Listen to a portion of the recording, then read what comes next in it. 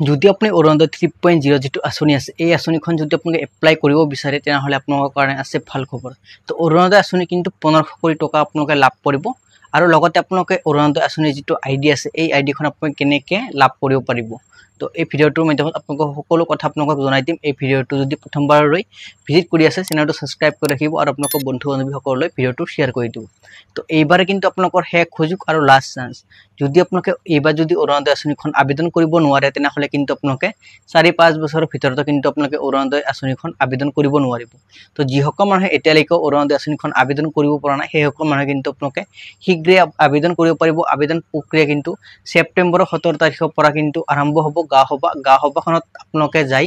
নাম অন্তৰ্ভুক্ত কৰিব অন্তৰ্ভুক্ত কৰিলেহে আপোনালোকে অৰুণোদয় 3.0 যেটো আঁচনিৰ টকা আমাৰ অসম চৰকাৰৰ তৰফৰ পৰা দি আছে সেই টকাটো কিন্তু আপোনালোকে লাভ কৰিব 1500 কোটি টকা আপোনালোকৰ কিন্তু বেংক একাউণ্টত কিন্তু সোমাই যাব তো এই টকাটো আপোনালোকে কিন্তু যদি পাবলৈ বিচাৰে তেনেহলে আপোনালোকে আবেদন কৰিব লাগিব আবেদন কৰিলেহে আপোনালোকে এই টকাটো আপোনালোকৰ বেংক একাউণ্টত সোমাই যাব তো বহুত মানে কিন্তু যেটো মানে ঘৰে ঘৰে যাই কিনে যি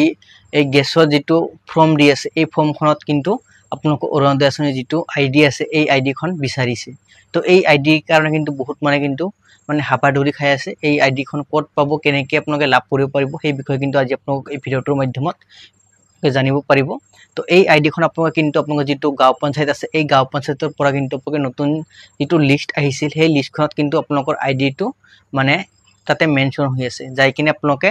এই আইডিখন আপোনালোকে ল'ব পাৰিব লৈ কিনে আপোনালোকে যেটো গেছৰ মানে এলপিজি আইডি আছে এলপিজি আইডিখন আপোনালোকে দিবলৈ কৈছে আপোনালোকৰ আধাৰ কাৰ্ডৰ নম্বৰ দিব কৈছে আৰু আপোনালোকৰ যেটো অৰুণোদয় আইডি আছে এই আইডিখন আপোনালোকে দিবলৈ কৈছে তো এই যেটো ফৰ্ম ফিলআপ আছে এই ফৰ্ম ফিলআপটো আপোনালোকে